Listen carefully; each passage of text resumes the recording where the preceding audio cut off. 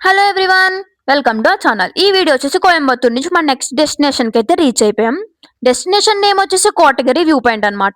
ఈ ప్లేస్ లో మేము ఏం చూసామో మీరు కూడా ఈ వీడియోలో చూసేయండి. ఇది నీలగిరీస్ లో ఉండే ఒక ప్లేస్ అన్నమాట. ఈ ప్లేస్ అయితే చాలా బ్యూటిఫుల్ అండ్ పీస్ఫుల్ గా అనిపించింది నాకైతే. ఊటీకి ఇంచుమించు 30 కిలోమీటర్స్ దూరంలో అయితే ఈ ప్లేస్ లొకేట్ అయి ఉంది. ఈ ప్లేస్ గురించి వచ్చేసి one of the oldest hill station in Nilgiris. ఇక్కడైతే ఇప్పుడు చాలా చల్లగా ఉంటుంది ఎప్పుడు క్లైమేట్ అనేది. ఈ హిల్ స్టేషన్ అయితే నాకు చాలా నచ్చింది. ఇంకా ఊటీ వెళ్ళకుండానే ఇంత అనిపించింది నాకైతే.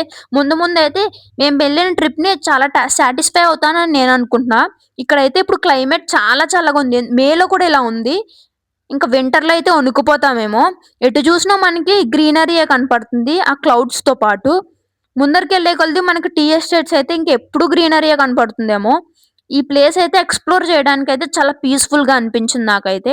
ఈ ప్లేస్‌కి బెస్ట్ టైమ్ అయితే మనం విజిట్ చేయడానికి either March to June or winter lovers cloud lovers ఉంటే గనుక వింటర్ టైమ్‌లో కూడా మీకు పర్ఫెక్ట్ వైబ్ అయితే ఉంటుంది. రైనీ సీజన్ అయితే వ్యూ అయితే అంత అనిపించదు కాబట్టి ఊటీ రైనీ సీజన్ అనేది నేనైతే అన్‌వర్తీ అని జెప్తాను.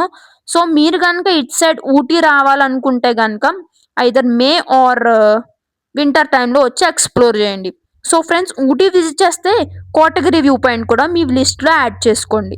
కంపల్సరీ మిస్ అవ్వకండి. నేను చెప్పేదేంటంటే ఎందుకంటే మంచిగా అనిపించింది కాబట్టి. If you like this subscribe my channel. That's it, signing off.